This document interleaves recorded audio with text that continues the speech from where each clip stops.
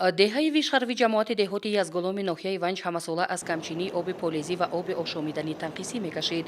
سال روان با ابتکار ستاد بین اداروی مقامات حفظ حقوق و تامین امنیت در ولایت مختار کوهستانی بدخشان مسکونان این دهه به آب پالیزی دسترسی یافتند.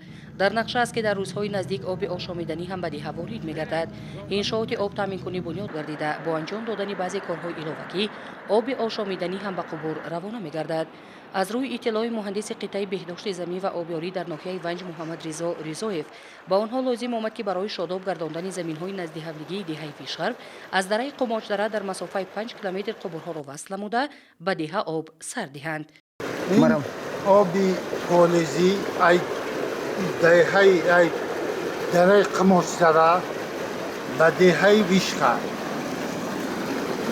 برای آبیاری کردن زمین‌های پالیزی می رود.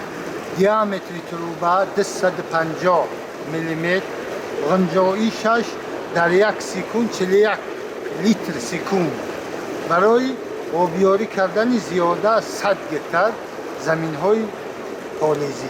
آب قماچدره تازه بوده میتواند همچون آب آشامیدنی هم استفاده گردد. از روی اطلاع مسکونان دهه ویشخرو تا امروز آنها آب تازه را در مسافت دور از رود یزگولوم خرکی و پیاده میکشاندند.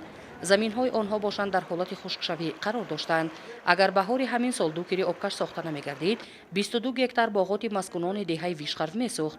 چون این عامل ها را به نظر گرفته تیر ماه سال گذشته با صرف 2.5 میلیون سامانی و قوه کارگری مسکونان جماعت دهاتی یزگولوم ساختمان انشاءات آب تامین کنی آغاز یافته در مدت نسبتا کوتاه انجام داده شد.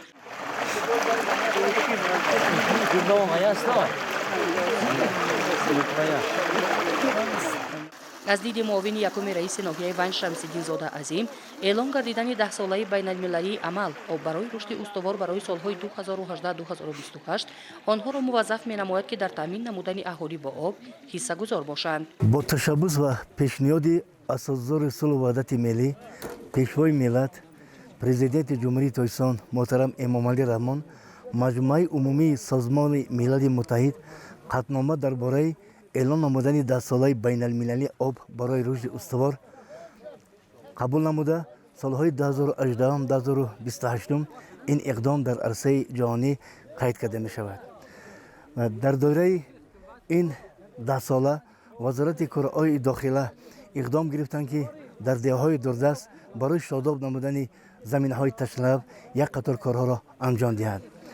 با راهبری و نظارت قطعی معاون اول وزیر کارهای داخلی جمهوری تاجیکستان علمشاهزاده عبدالرحمن از ماه دکبر سال 2019 کارهای ساختمانی خط آب پالیزی از دهه اندربگ جماعت دهات یزگولوم تا دهه ویشخرو آغاز گردیده در مدت کمی بیشتر از 3 ماه این انشاءات آب تامین کنی ساخته به استفاده داده شد. مسکونان دهه‌های ویشخرو بدون اندرغز و مطران جماعت دهاتی یزگولوم با دسترسی یافتن به آب پالیزی به بنیاد باغ‌های نو و برقرار کنی باغ‌های کهنه شروع نمودند. در نظر است که در مرحله اول زمین‌های نزد حولیگی 82 خواجگی دهه ویشخرو با آب پالیزی تامین می‌گردند. پس آن بنیاد 22 گکتر باغات در موضع اندرغز به راه مانده می شود. از آغاز بهار سر کرده هر سال از 1.5 تا 2 گکتر باغات بنیاد می گردند. آب فراوان انشاءات آب تامین کنی امکان می دهد که تا 100 گکتر زمین ها شاداب گردند. یک نفر از جوانان دهه ویشخرو اکبرشاه رحمانوف که در برابر دیگران در بنیاد انشاءات آب تامین کنی زحمت کشیده است به نمایندگی از نام جوانان چنین حرف میزند. امروز با شرافت اساسگزار صلح و وحدت ملی پیشوای معظم ملت جناب عالی محترم امامعلی رحمان و با کمک سردار ریاست وزارت کارهای داخلی در ولایت مختار کوهستانی بدخشان محترم جنرال لتینان عبدالرحمن علمشاهزاده از دهه اندربگ به درازی 5 کیلومتر به دهه ویشخرو آب پالیزی کشیده به استفاده قرار داده شد.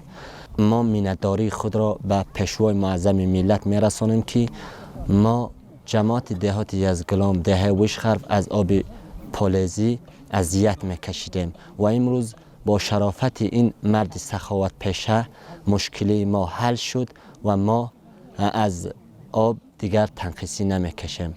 با بنیاد انشاءات آب تامین کنی زحمت مسکنان دهه ویشخر به حد امکان آسان گشت. از روی گفته آنها مردم بهار و تابستان برای آبیاری زمین‌هایشان از آب‌های موسمی که تا ماه آگوست جاری‌اند استفاده می‌برند. با قطع گشتن آب در زمین‌هایشان به خرابشوی رو می‌آورند.